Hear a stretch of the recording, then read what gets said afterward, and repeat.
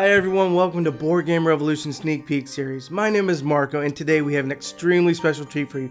That's right, you see this game to my right, Vesuvius Media's latest Kickstarter, Dwar7s Spring. Now if you're new to our Sneak Peek series, how an episode will run is we go over an overview, how to play a quick round, and then we talk about the highlights. Well, let's go right into this fairy tale and show you how it's done. Dwar7s Spring is a 1 to 4 player modular hand management worker placement game where players will use their dwarves to take actions on their board, or explore the land, fight villainous monsters, and complete heroic quests, all in order to gain the most stars by the end of 4 eras.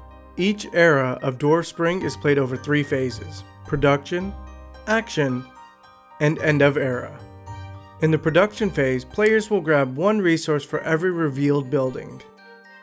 Here, the green player will grab 1 apple and 1 wood and add it to their supply. Next, in the action phase, players will begin taking micro turns, assigning a dwarf to an open and available action spot, and then taking that action, or exploring the land.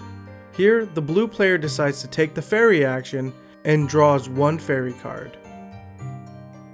Fairy cards and training your dragon are free action that can be played at any time during your turn. While you can only ever hold 5 fairy cards, these are special actions that you can use on yourself or against other players. Here, the blue player decides not to use the action and stores it into their hand. Now it's the green player's turn, and instead of taking an action on their board, they want to explore the land. When you are building a settlement or exploring the land, there are limitations to where you can place your dwarf or settlement. The placement rules are: you cannot place into a wildland, you cannot place into the water, and placement has to be adjacent to one of your dwarves or buildings. So the green player places his dwarf right here. It's the red player's turn and they want to do a quest. But oh no, they can't. Let's go take a look at the monsters and how they affect the game. When monsters are in play, not only do they affect the wildland spot that they are on, but they also affect the rules of the game. Starting from left to right, we see the harpy prevents all players from doing any quest. The troll reduces wood collection when placing a settlement by 1, and the mischievous toad reduces the amount of fairy cards that you can collect when placing a settlement on the fairy space. Moving further ahead in the game, the red player is ready to attack. When a player places a dwarf in a wildland spot, they can choose to take the action to fight or gather. The number of dwarves, settlements, and the fortress determine how many cards you draw and how effective you are at that action. Dwarves and settlements each give you 1 card, while the fortress gives you 2. Here, the red player can draw 6 cards and does so.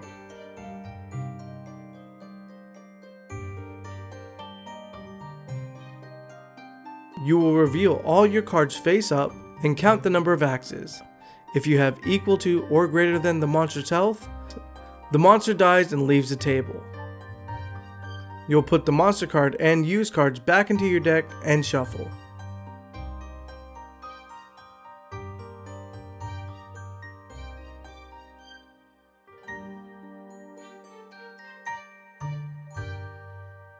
Play will continue until either 4 eras have been completed or the quest deck runs out. So why should you back Dwar7s Spring on Kickstarter? Well, number 1, this is a casual Euro game. And when I say casual, that means it can be played for multiple different groups of people. Whether it's newcomers to the board game industry, medium type players, to even heavy players, it will work for them, as well as teenagers and on up.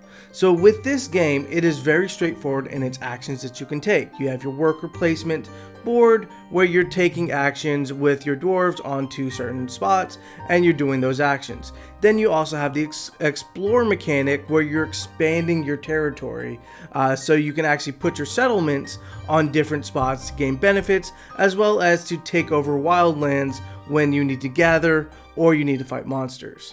Number 2, this game can be deceivingly hard.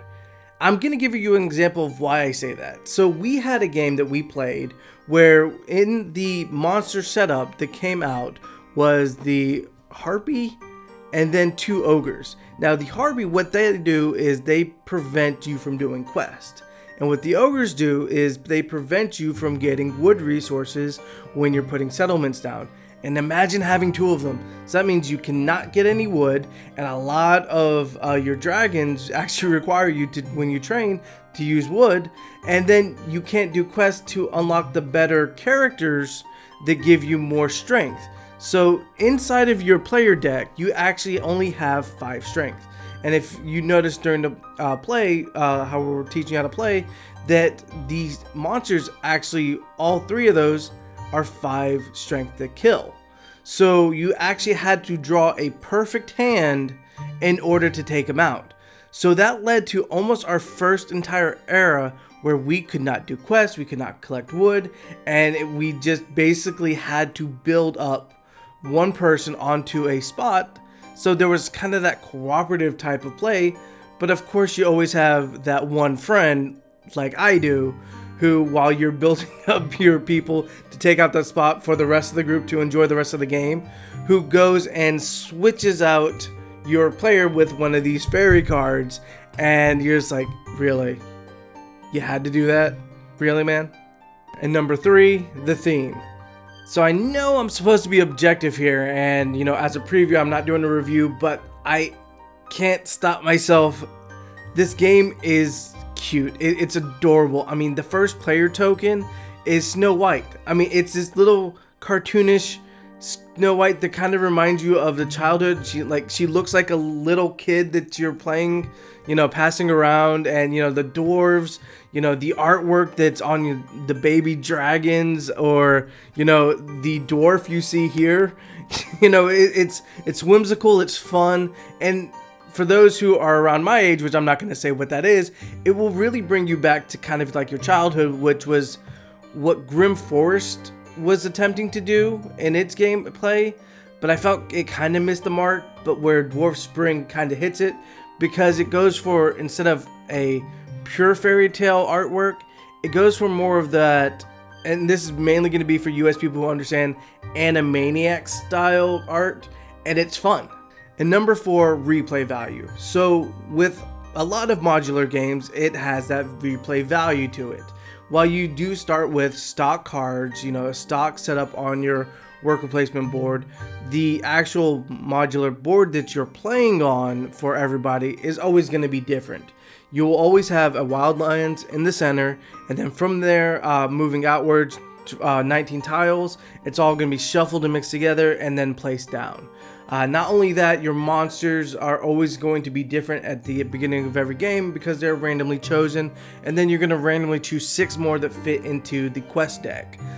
So there's a lot of variability into it, and not only that, when you complete quests, you get dragons, and of course, just like every other deck outside of your own player deck, it is randomized. So you're going to get random dragons every time that you are going to be playing this game, and some of them are going to be more geared for strength, others are going to be more geared for gathering, and then others are just going to be basic resource collection. And because of that, it adds a lot of different types of play that you can use and play on this game, and you're always adjusting to it, so the replay value is there. So if you've liked what you've seen here, please make sure to check out Dwar7s Spring on Kickstarter. And if you've liked our video, please make sure to like and subscribe, as well as you can go to our Facebook page and check out our live stream interviews and playthroughs. Guys, I'll see you later.